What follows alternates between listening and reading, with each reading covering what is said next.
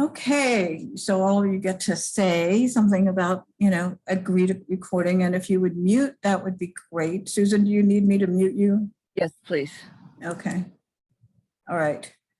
So welcome to our webinar on creativity and artistry to launch my new book, Unleashing Your Inner Artist. So in a moment, I'm going to reveal the cover. The cover is just gorgeous, but I have a couple of people I want to introduce first. So Melanie, want to raise your hand, Melanie. Melanie and I, for 2 years, have been meeting almost weekly to write.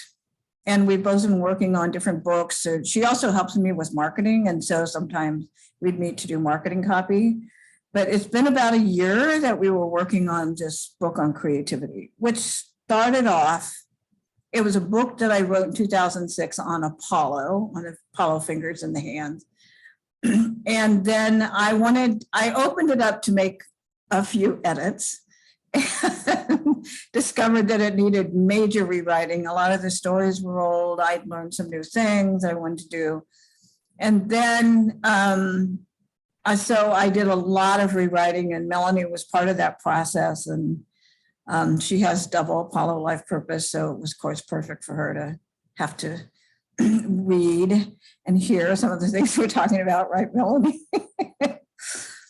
And then Lisa came on board because I've known Lisa for quite a few years as well. And we met when she actually in Dallas, but when she was living in the Bay Area, we're both living in the Bay Area. So, and she has been helping me get my book finished and on Amazon. And so by the time I got it to her, it was pretty far complete. It didn't need a lot of work. I did add a couple of things that I realized, oh my God, I forgot to include that. So it went from being a small edit to a year's project. And it also went from being my image, oh, I'm going to take out a lot of stuff and put it in an ebook that's 85 pages. It's now 312 pages printed in 6x9 format. So I added more than I took out, can I just say? So it's been a wonderful journey. I've been having so much fun. I love to write. So it's been just totally fun to be working on this book. And so thank you both, Melanie and Lisa, for all of your help with getting this complete to the place where it is now. So currently the status is that I am uploading the most final version, and before that can go live at all, it has to be approved by Amazon. So I'm waiting for that email to come through to say it's been, and you can do a preview and look at it and everything. So we're in process with that.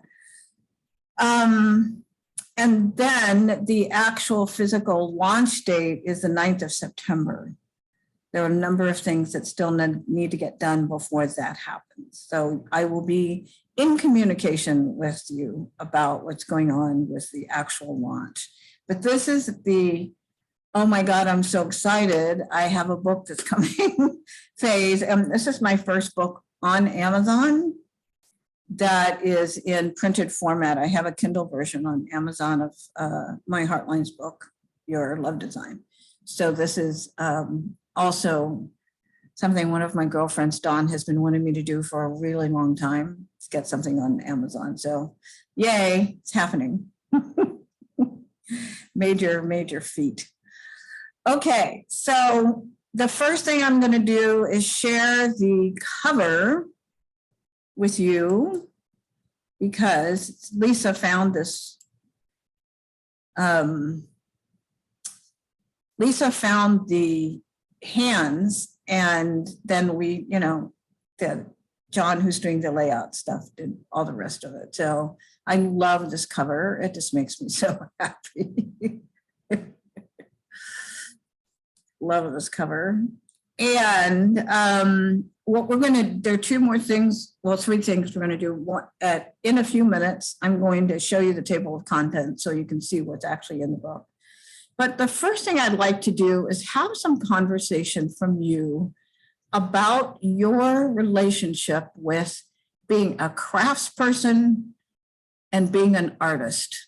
Like, what definitions or rules or pictures or belief systems do you have about being able to call yourself an artist or not, or I'm a craftsperson, or I'm an artisan, or I do crafts. I know all of you do something like this. So the question is, where is your relationship with this? And this, I'd love to have you verbally share. So you can unmute yourself, or Susan, when you need to. I think I can unmute you since I muted you. You can raise your hand. But if you would, I would love to hear your conversation around where you are with all of this. Who would like to go first? All right, Tanya. Interesting.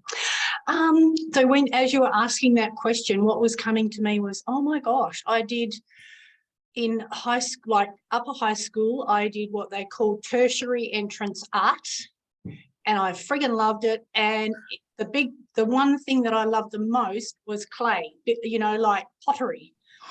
And you know what? I've never done it since.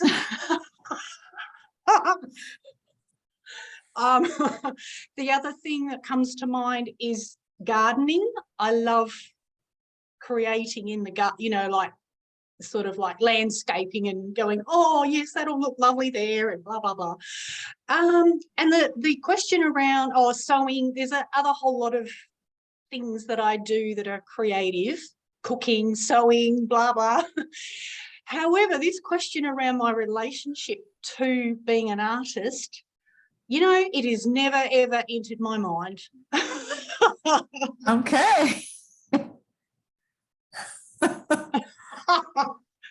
It never entered your mind to call yourself an artist. Okay. No. Well, this is very common, by the way. So very common.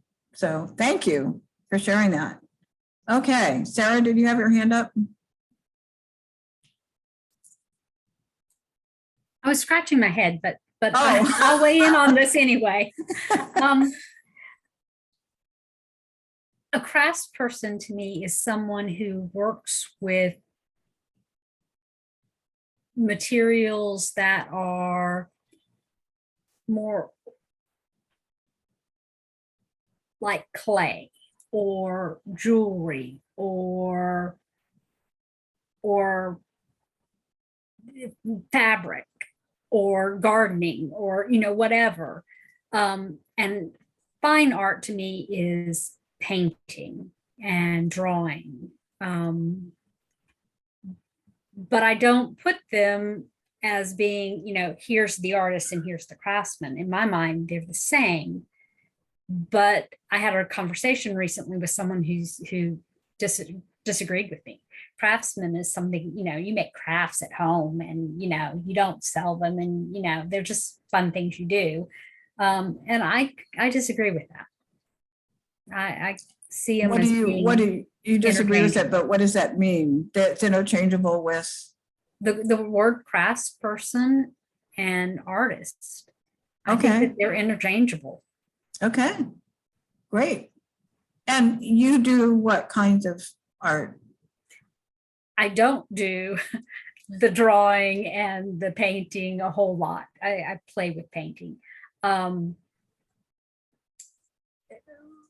But I do jewelry, and I do, I took a weaving class this summer and I loved it. So I do more tangible things. I do more functional art. Does your writing count? Oh, ouch.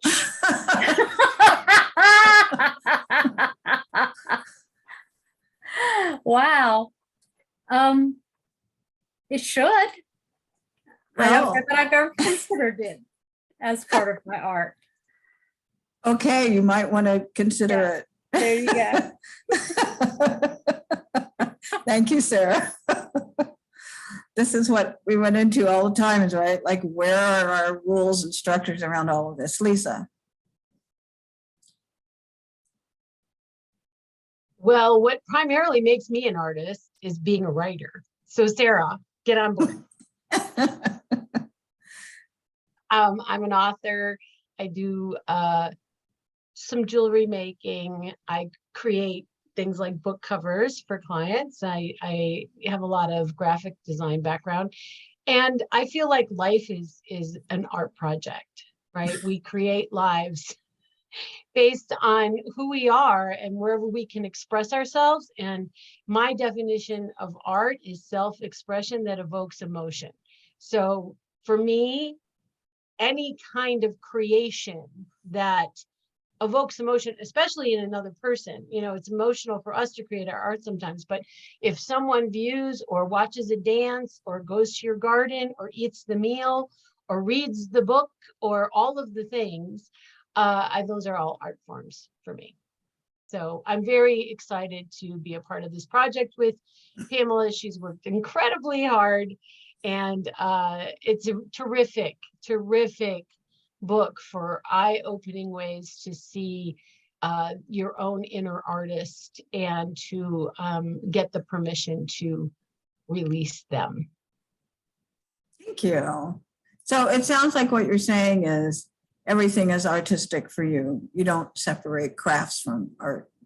Not really, not really. Although I have to say one thing, and this will coincide a little bit with what Sarah said. You know, sitting at a laptop or even with a journal and writing, you know, those same 26 characters all mold together, you know, just looking at a page of words doesn't feel very creative, especially if you're in the middle of some kind of a project. So I then take a break and go pull out all the beads and the color and have a little, you know, some kind of a little sun catcher to show for all the work I did, because sometimes the writing doesn't give you that reward of the tangible creative thing. And for another to witness and experience your art, they have to sit and actually read it. It's not like looking at a painting where you just see it, or eating a meal and it's 20 minutes. It's an investment for the person experiencing your art. So I think that is a distinction in that case, but I do like to see life as an art project. Great. Thank you. You're welcome. Who else?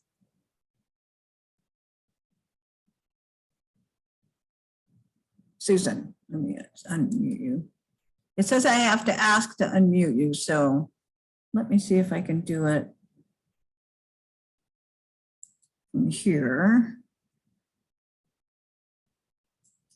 You have to unmute yourself. Can you do that, Susan? There we go. Without hesitation, I would call myself artistic. And I'm living in a facility, and there's not really a lot to do. And I was here in the winter, and they had a Christmas door contest. And just having a question like, what will you do for your door? Just, it was like a high for me. And I could only use what was in my room. But I ordered a door mural from Amazon, I think it was, which was just a fir tree in the middle of snow and a red bench. And I was able to get it on my door with one hand. And then it's like my mind went berserk, and I don't know the positive word for berserk, but I started making my ornaments for the tree. So they became then a 3D collage. And I just became feverish. Everything in my room suddenly became something I could use on this tree out in this field. And I've already made a second one, which is cherry blossoms. And I have two more I'm about to do, but also, I don't know where this fits in with anything, but I'm concerned for my residents because they're so mentally bored. They're sharp, but they have nothing to do except cards and what's the other one that starts? Bingo. And so I wanted to introduce them to collage, and they just took to it. They'd never seen it before. I had some pieces from when I was in my 30s to show them, like, okay, here's the flower on this side. Oh, it's all beautiful orchid, blah, blah. but you turn it over and you have like 12 magazine articles making it up. And they're just in the third day of doing it. But and since I don't have the use of my hands currently, watching them discover how they can move images around, and when they become incongruent, then they get the kick of it. And so I don't know if I'm making a sense, but it's just, as long as I have a project, I feel very satisfied, and I'll work on it all day long. Cool. Thank you. Okay, anybody else? Melanie, and then Kathy. So before looking at Pamela's book, I would have told you that I am not an artist. But I would have agreed that I'm creative and that I like to design. But in working with Pamela, I got to read a lot of snippets that she had. And so it allowed me to take a step back, and was a big reminder, like, oh yeah, well, I guess I could be an artist. I mean, I took all the art classes in high school. I took wood shop, I took metal shop, I took stained glass, I took pottery, I took basic art. And then I was even going to be an art major, but I still didn't like own the artist, because I wasn't like the drawing, painting kind of an artist. But I changed my major because, back then, how could you make money with a degree in art? So bagged that, went into advertising, which is also very creative. So again, so I'm very creative, but I still wouldn't have labeled myself an artist. And, I love interior design, and I designed my back garden. I designed the front garden. So all this landscaping design. I had a rug and I couldn't find a painting for it. So I'm like, you know what? I'll just paint myself. So I painted these 3 pieces to match my rug, but I still wouldn't have considered myself an artist until working more with Pamela. But now that I reflect back on everything, and as Pamela says, there are many creative components. I mean, even an actor is an artist, right? People that solve problems are being creative. Not that that's necessarily artist, but it's creativity. So yeah, it was a very useful book, and a useful thing to really think about actively, rather than just going through the motions. So yeah. And while we were working together, you started making cards. Yes, doing little crafty things, which I like doing the design things more, where there's like a bigger result. But yes, I had a group of girls during COVID, and we had what was called Crafternoon. So I started with like, what am I going to do? I never craft anymore. So I had to buy a coloring book, and that's how I started. And then Pamela was like, why don't you make cards? Oh yeah, those are usable. Because I don't want to just make something for the sake of making it. I need function. So then I bought a box of blank cards and things to put on them. And then Pamela's like, what about shiny little rhinestones? Oh yeah. So yeah, I do that on my Crafternoon calls. So yes, I'm doing more crafts now. Thanks to you. You're welcome. And she also creates videos for people's birthdays, for example. Oh yes, let's not leave that out. That's right. That's right. Yeah, I've been blessed that my career has taken me into marketing, which is, I think I utilized so much creativity in my work, but I wouldn't have told you I was an artist, even though I was orchestrating a trade show, right? Or an ad campaign. I wasn't the artist doing the ad, but I was the one orchestrating what the result would be. So, but I still wouldn't have labeled myself an artist. And at that point, an event planning. Yeah, that too. So yes, very creative. And now I can somewhat own artist, but I can really own designer. Okay. Thank you, Mel. Thank you. Even after going through the book, she's still challenging around artists. All right, Nancy, do you have anything you'd like to share? Yeah, neither one of those words, they both give me anxiety. I'm not either of those, right? No, don't give me that label. Because when when my hands were red and I had double Apollo like purpose, I'm like, that's not true. I'm not creative, because it was always a comparison with, well, my creativity, yeah, maybe there is a little, but not like Chris is, or not like. So through this journey, the last year, I've just cracked up, because I do that. I plan parties. I'm always hosting that, doing those things. I even had a booth at a local consignment antique store, where we took old things and we repurposed them and sold them. And I did that for a year, and I'm not even labeling myself as creative. So yeah, and now in retirement, it's macrame and stained glass and ceramics. And so, yeah, the label's hard. And while you were working as a CFO, did you ever apply creativity solutions to problems that were existing? Yeah, but I didn't think about it that way. Right. Most people don't, right?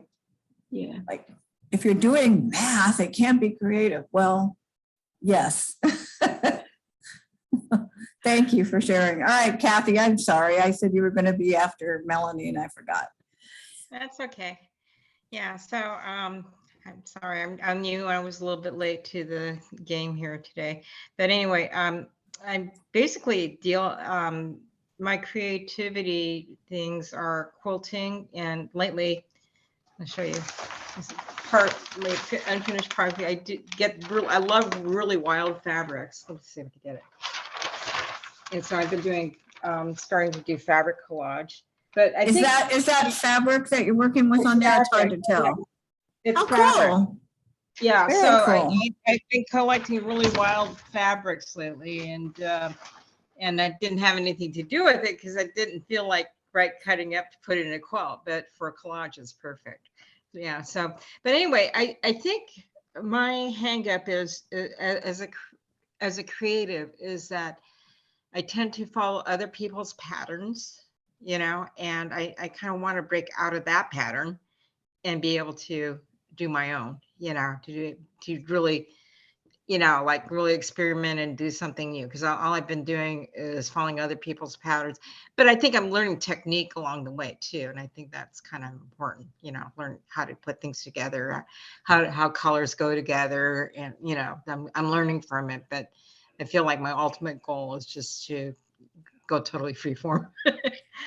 Yeah. And the other thing too, that I've been kind of like struck me just this week is that I've been playing a lot with healing energy. I do cranial sacral therapy, but we've been doing trades in the park and healing trades. And it's just been kind of busting me open with how healing energy is universal, and we got to get out of that quote unquote calling things modalities, because I think it's a lot more fluid than we are thinking anymore. I mean, at least that's why I feel where I'm at the moment. So I almost feel like writing about it. Would you say that your healing capacities and skill sets and gifts are creative? Yeah, I guess so. Mm-hmm. Okay, I guess so. Yeah. Okay. Yeah, I guess so. But yeah, because that I think I'm a little bit more ahead in creativity in that, because I'm allowing myself to not follow rules anymore, a lot more in that arena. And then I'm also exchanging healing. I like doing multi-hands healing, and I've been working with other practitioners that have different gifts, and so that's been really different. That's been really exciting for me. So I'm kind of like want to kind of explore that and and writing down my experiences or somehow, or try to define why all these things actually work together, even though we think it's apart. So. Sounds good. Yep. Thank you. Pauline, do you want to say anything? Yes. I don't consider myself crafty or artistic, and creativity, even that word sort of goes, I don't know. And yet I feel that my creativity is functional. If I want something, and I will have ideas in my head about how to create it, and whether it's wood, whether it's stone, whatever it is, I will find a way to do it and the way I want it to be. I might even change it 3 or 4 times, getting the way I want it to be. But so I look at my creativity and I guess what I am is, I feel like a squirrel going out on limbs lots, like not breaking limbs, but, then I jump from branch to branch to branch. And, but there's times that I actually stick to my projects and doing things that I need around the house that I want rather than going out and buying them. I mean, repurposing wood, repurposing stones that I already have, making stone circles in my garden. So, bringing the energy into my garden, things like that. And organizing my house the way I want it. I'm kind of a messy, so sometimes it's challenging to get it exactly the way I like it. But I think my more functional thing, and I know there's a kid, I tried crafts because my family all crafty, and I tried many different things and didn't stick to any of them. So I do not like doing crafts very much. It just takes times away from things that I really want to do. Like working in the yard. What I would say is that you're really good at creative solutions. Yeah. Problem solving with a creative perspective, with coming up with, a way to do something that, and you'll play with it till you feel good with it. Yeah. It serves the purpose that you're actually wanting it to serve. That qualifies as creative. Okay. If you need permission, I have my magic wand, so. Oh, I've had permission from you many times. I love this. All right, so you, Pauline, have permission to say that I'm creative because I come up with really creative solution to problems around my home, for example. And I'm sure that when you were doing nursing, you dealt with this all the time. You were always coming up with creative solutions on how to work with patients. And I know that from stories you told me, so. Yeah, every day. Yeah. Yeah. Thank So you. you get to be creative. I have permission to be creative. Yes, you do. Call You have- myself creative. Yes. Okay. Thank you. All right, Isla, anything you'd like to share? It's okay if you don't, but. No, I don't really. I'm hoping to read the book. I'm hoping to get some ideas from the book. Okay, great, thank you. Ira, anything you want to share about your relationship between creativity and artistry? Crafts perspective, artistry?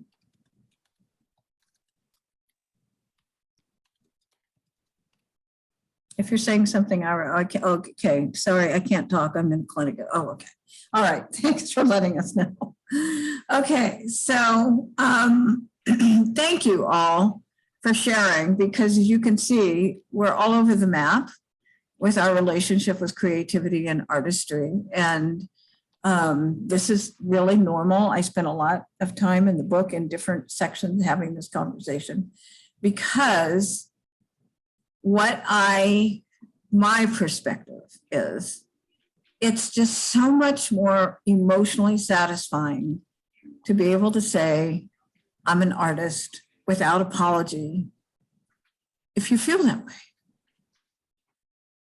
And all of the rules and structures that we set up around what qualifies as an artist are something that somebody made up.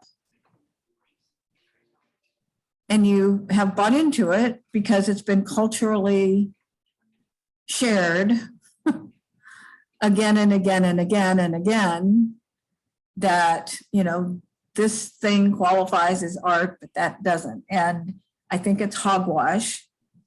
I think that all of it, anything you do that uses that creative part of you, whether you are creating solutions in an insurance company or, coming up with creative ways to work with clients as a financial advisor, to all of the things that you've all been talking about, they're all artistry.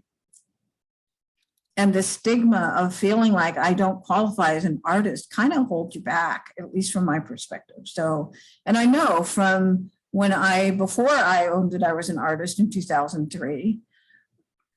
I was a crafts person. I did crafts. I was, I had a lot of creative endeavors and a lot of creative outlets. That's how I talk about it. And once someone said, I was in a class with other people doing voice lessons, and our teacher said to everybody, you're all artists. And it's like, she's right. We are all artists. And I just started looking at my life through that filter of being an artist, and it changed everything. It gave me so much more permission to express myself creatively without any rules or regulations. And so one of the other things about artistry that's super, super, super important is permission to make stuff up. Just make stuff up, do stuff nobody's done before. So Kathy, one of the things I wanted to say, what I've heard this also from people who have said, well, I didn't make it up from scratch, so it's not artistry.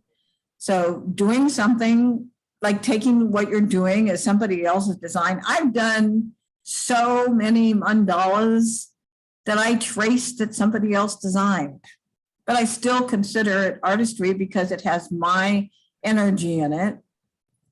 And I followed I might have added some bling to it, which, very possible since I put bling on everything I do creatively.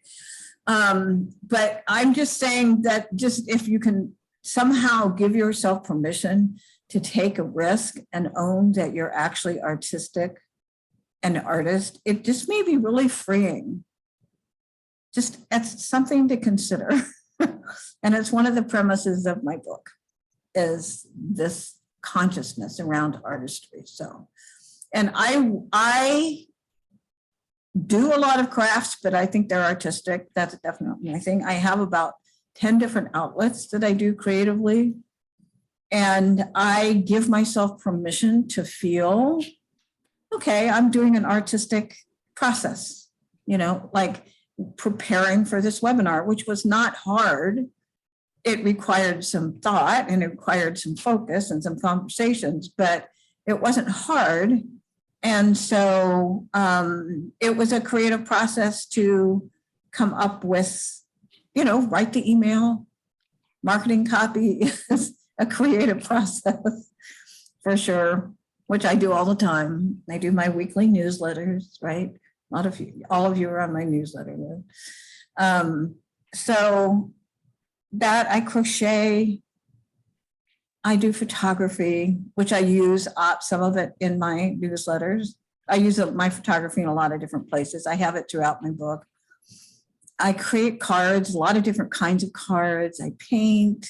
I used to sew. I used to play the guitar. I sing. I've directed choirs. I'm very good at creative solutions for using my intuition to help people through whatever process they're dealing with, and whether it's relationships or business related stuff. I'm helping a friend write a book. Obviously writing. God, I do so much writing.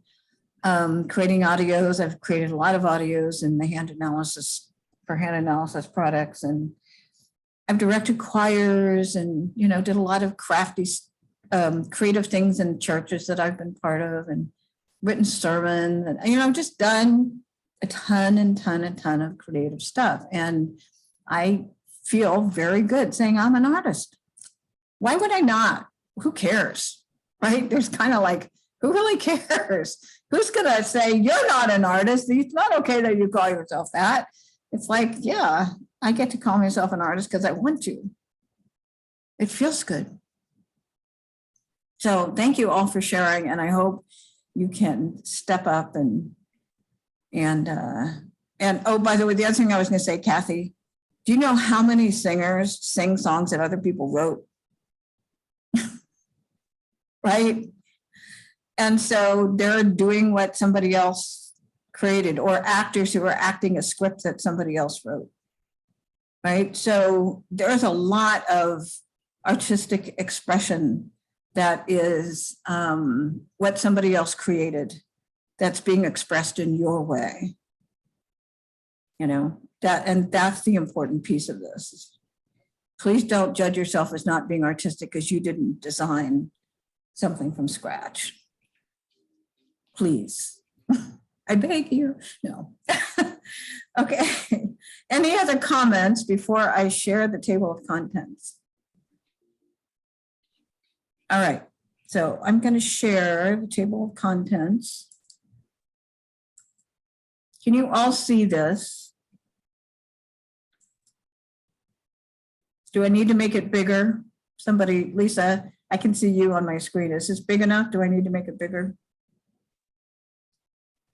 It's okay the It's way fine. it is. It's Yeah. fine the way it is. Okay. Yeah. It looks great. Okay. So it's 312 pages, so I'm just going to remind you that.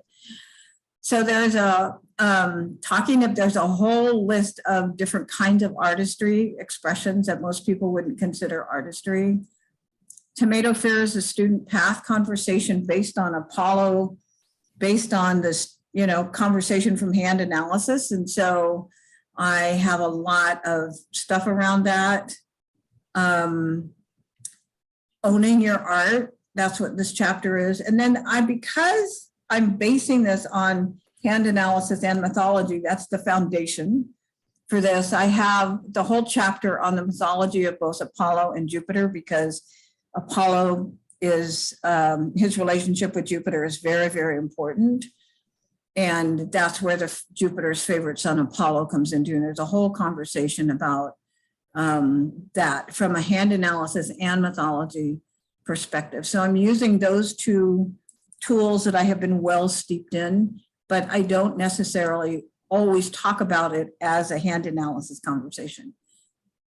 Mentor and mentee, this is a really important part of the process of, in a creative world, is being mentored and having a mentor. This is like super many mentors over time. And then stories of Jupiter and Apollo. This is the relationship between them, between Jupiter as a leader and Apollo as the second in charge of the realm, and different ways that shows up and what happens in those relationships, and the importance, again, of the mentoring in the process, those master and student path conversations. And then many aspects of the Apollo journey that some people don't even think about, like doing art for yourself versus doing it for somebody else. And recently in my newsletter, I included a part of the chapter on constant change. And so some of that was included in my recent newsletter. Being true to your craft, and then receiving, huge issue for Apollo. For creative expression is learning how to receive, and all of the ways that you can reject receiving and then feel like nobody gets me and they don't appreciate my art and they don't compliment me. Like, well, what's your role with that? Like, how are you not receiving it and not letting it in? Charging for your art, big thing, big conversation around, can I get paid? Is it valuable enough? Is it worth selling? How do I charge for it? The golden arches of Apollo. Apollo was an archer, and so there's this conversation about applying being an archer to the process of creativity. Lots of different aspects of that. The gambler, charm, and charm abuse cycle. So a really long ring finger, long Apollo finger is known as the gambler. And so there's a lot of conversation about both sides of the story of being charming and being abusive with charm. And a lot of that happens in the creative world. There's just a ton of it. As you can see, let's look at Hollywood. There's, lots of conversation about that world. And then specifically into conversations about if you know that you have your fingers marked with fingerprints as right or left Apollo fingers marked as life purpose or life lesson, that there are chapters in there about that. And then some conversation about applying this to children. So that's the overview. Any questions or comments about that? I like that you put that about Apollo and Jupiter in there. That's good. I'm excited to read that part. Good, thank you. It's necessary. You can't do Apollo without Jupiter. Some of the other fingers in the hand you can, but those two are so interchanged, so bonded. Really bonded. So, and it's not explained only in hand analysis language. That's the good news. It's not, it's talking about teacher, student, mentor, mentee, the whole process that happens. Okay, any other comments, questions? Susan? I can't hear you because you're muted.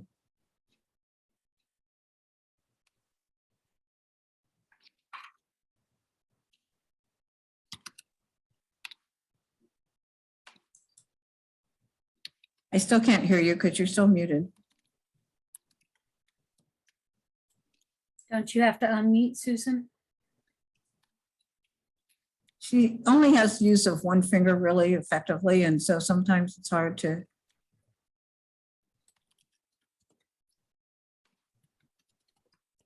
Okay. Sorry. She could All right. type it in the chat, maybe? She only has one finger Okay. to use. That's really hard. There we go. Now you're unmuted, Okay. Susan. So it scrolled by really quickly, but there's something about prostituting oneself, prostituting someone else, and I didn't even have time to grab onto that, but I didn't know what that meant.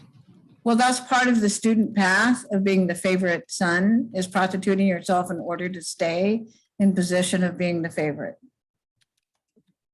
There's a section on it. It's a whole conversation about that. Big deal. Happens a lot. So, all right. Any other comments, questions about that? Yes, Tanya. Yeah, the one about where that archer piece, there was something about the archer. I don't know if you can just. If I can what? If you can just explain what again, well, I don't know if you did, but anyway, I didn't get it. Okay. If you would just, yep. Apollo, one of the mythology pieces of Apollo is he's an archer. He and his sister Diana are both archers. And so using archery, the skill set of archery and applying it to creating art is what that chapter is about, like setting goals and targets, learning, practicing in order to be able to hit the target. Right? It takes practice to get good at archery, right? So it's an analogy, but it applies a lot to the creative process. A lot of permission, almost a lot of the book is talking about permission, to applying permission in all of these different areas in order to use your creativity in different ways. And as we've been talking about, how do I express myself creatively, and how much permission do I have to do that and take ownership of it? And like one of the examples I used came right out of Nancy's life, because Nancy, as she shared earlier, creates all these gatherings, like, big Thanksgiving dinners for lots of people and stuff. And having a big heart on one hand, she's like the gracious hostess of, hostess of hostesses, but she didn't consider that a creative project until we talked about it. But it's hugely creative. She sends out invitations. She has, all this stuff she does around the food and the table decorations. And, it's a creative project. It's an event planning thing, right? So getting credit to be an artist for that, like Nancy, isn't that satisfying that you get to be an artist when you're doing those things that are so easy and effortless for you? Yeah. It is, I know. It's just more fun. Okay, so one of the things that came, as a lot of you know, I think all of you probably know this about me, I'm very intuitive, and I trust my intuition a lot. So one of the downloads that I got in the last week or so, or maybe a couple of weeks ago, but really kind of looked at it this week, was the consciousness of creating either a class or a program or a group and that's part of the question I'm going to bring to you around expressing your creativity. So like, and so one of the, I don't have a specific, like, what is this going to be about? I wanted to hear where you all were around where you were, you know, like, what would be helpful for you on that? What would be, how would you like to be supported with a group of people in your artistic endeavors and your creative endeavors? And so one of the question that I'm bringing forth now is, if I were to do something after the book gets launched, so it would be, the book is going on sale, is selling September 9th, as I said, that's the launch date. So after that, and one thing Melanie and I talked about yesterday briefly was having a group based on the book, of like going through different chapters of the book or different parts of the book and looking at your life through the filter of that. So I'm curious if you wanted to participate in something that had to do with creative and probably your intuition, because I don't know how to do creativity without intuition. What would that be for you? What would feel aligned? What would you like to get out of that? How would you like to be supported?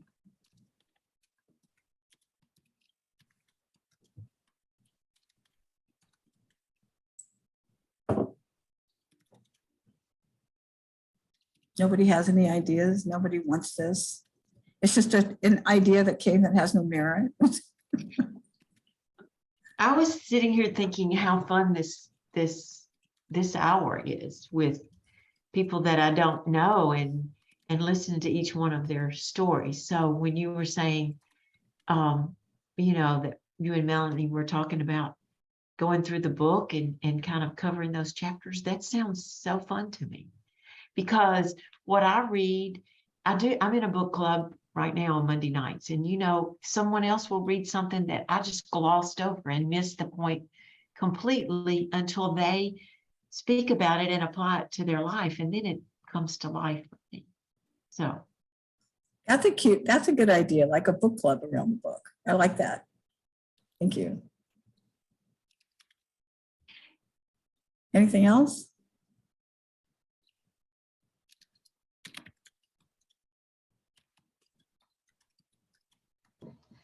Yeah, so I'm thinking right now I feel like I can't spend a lot of time being creative right now because my house is destroyed and I'm trying to put it back together, or my brain is destroyed and I'm trying to put it back together. And I think going through the book might be a good construct to get me back into the flow, you know, so I think I like the idea of working through the book myself. It just might open up, you know, more possibilities for me to fit things in my life. Okay. Thank you.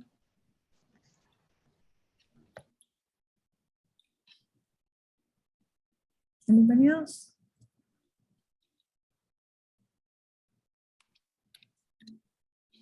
Sarah. I like being part of a community where other people are expressing their creativity. I think it inspires me. So I like the concept of getting together and meeting and sharing and learning and supporting each other. Show and tells would be good. Show and tell, thank you. And so that I forgot that I had that download as well, was to have some of this gathering, you actually are sharing something you created with the group. Like you have a place to be witnessed with your art, which I think is just, it rocks as far as I'm concerned. Because one of the big, huge organic requirements of someone who has Apollo markings in their hands is to be applauded. And where do you, a lot of you have Apollo markings in your hands. So where do you get applause for your creativity? Where do people say, great job? Oh my God, I love that. That's so incredible. I was having this conversation one day with one of my friends. I make a lot of different kinds of cards. I have like 10 different kinds of cards that I have made in the last couple of years. Because, you know, I get bored and I need to make up stuff. So I make up new kinds of cards. And so I send them out to people, and, you know, a lot of you have been recipients. Tanya, if you lived not so far away, it would be easier. And so one of the things I noticed, and I was talking with my friend Dawn about this one day, is how few people acknowledged receipt of the card. Some people will take a picture and send me a text and thank me, or thank me through email, you know, or just send a text and just say, received your card, thank you, it's so beautiful. But a lot of people don't. And so it's like I was telling her, I just don't understand why these people aren't like I'm needing to be acknowledged.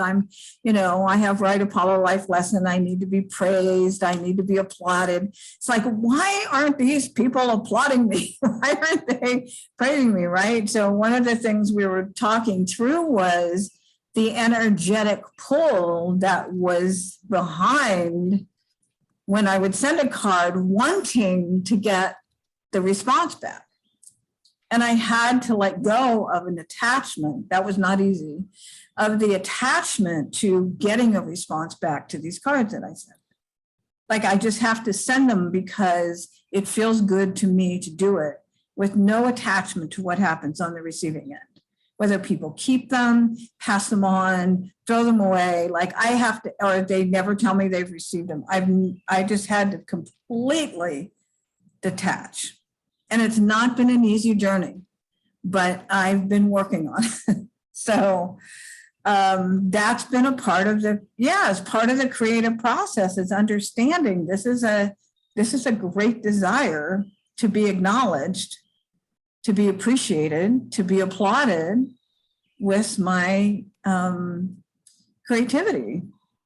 And not everybody necessarily relates to what it is that I create. Like they don't love it as much as I do, right? It's not as big a deal to them as it is to me.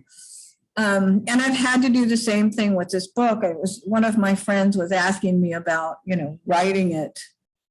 What was my reason for writing it? It's like, I wrote it for me. If other people benefit from it, I love that that's going to happen. If other people feel permission to be more creative, I love that. And in order to stay focused on this project, I had to do it for me. I had to stay in the place of my passion around it. And that's one of the things I've learned about being an artist. I have to do my artistic endeavors for me, regardless of what happens on the receiving end for somebody else. And so it's really interesting. It's an interesting dance. And the consciousness that's involved in that process of being aware of how detached I have to be in my creative process, so that it's not, I'm not pulling on anybody else's energy to approve or applaud or appreciate or whatever. It's not easy all the time. So there's a conversation about that in the book as well, said differently, but there is. And about self-appreciation. Yeah, Susan. You have to unmute me. You're unmuted. Right now, I'm still waiting to be cleared for surgery, so I don't know when that will happen, if it will happen. But once I'm cleared and I'm able to use my hands, I'd love to join a group, and I'd like to work on a collage project. Okay, thank you. All right, anybody else? Susan, Sarah. One of the other things that I think would be interesting is I sense that Kathy probably has another life purpose besides just being an artist. I'm guessing maybe there's some moon Healer. She does a lot of Yeah. healing work. Yeah. So It would be interesting to me to see how, for those of us that have multiple life purposes, how it weaves into other areas of our life purpose. And how You we mean your balance creativity, how your creativity weaves our into other? creativity, because I certainly have moon energy, and then there's a little bit of business that pops in there, and so how it all works together Mhm. for the life purposes, because I'm sure Yeah, I I'm haven't not the seen- only one that has yeah. multiple life purposes. Oh, yeah, you're not. I haven't seen Kathy's hand, so I don't know what her fingerprints say, but Yeah, that could be I was just arranged. She think- lives locally. yeah, I was just thinking about that. I said I should get my. Yeah, you muted again. You muted, Kathy. Kathy, you're muted and I can't hear you. There we Okay. go. Okay, so while you're talking about that, Sarah, I was thinking that we could almost use it as like a mastermind, because I think I mean, you have some excellent insight, and I think that when we have different gifts and we share the insights, I think that's really powerful. And It is, so I yeah. get chills thinking about it. Yeah, that's a great idea as well. Yeah, it doesn't have to be, I don't have a form for it at this point, so I'm gonna thank you all for your input, because it helps to, like, what would be of service to people.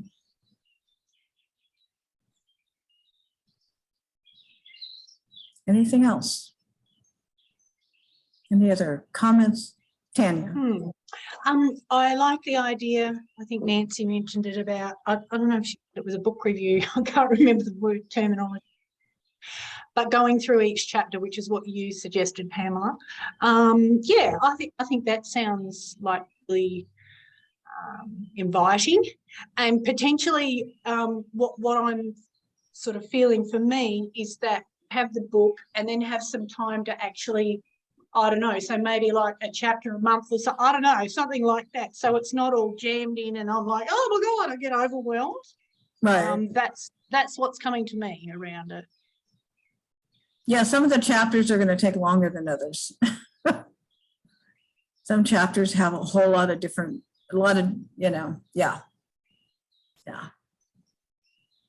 We could spend a whole month talking about the favorite son.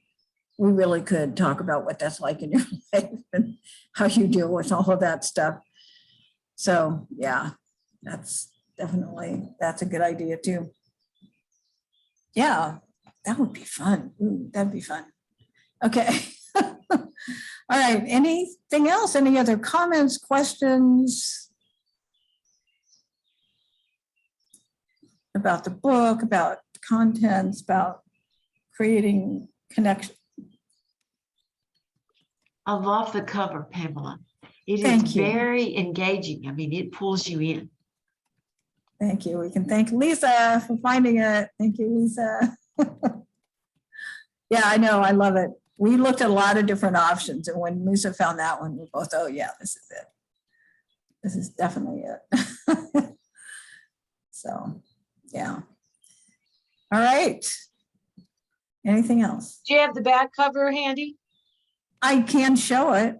I don't have it up, but I can bring it up. I like the back cover too. Yeah, so let me bring it up, and then I will. Pamela, while you're doing that, I just want to let everyone know that I'm going to go now, and I really have enjoyed this session with you all. It's been a lot of fun. Thank you so much. Thank you for being here, Tanya. Good to see you. My pleasure. All right, so now I'm going to share. So here's the whole book. Yes, this includes the back cover and the spine. A picture of me with a flower. So pretty. I love it with the sparkles. Yeah, it is. It really is. So yeah, we took the John took the sparkles and added them back over here because, me and bling, big, totally love affair. So it's perfect. All right. Well, thank you all. I will be in communication, obviously, about how you can get it, and it'll be available in both Kindle format and as well as, thank you, Ira, Kindle format as well as printed. So options. And Pauline, you have Amazon in Canada, right? Yeah. So you It'll get be it. available in all countries. Your Yeah. own platform. Yeah. So I just know it took a while to get printed, to get Amazon to have a facility in Australia, because I have a lot of clients in Australia. It'll so, be on .au. Yeah. All right. Well, thank you, everybody.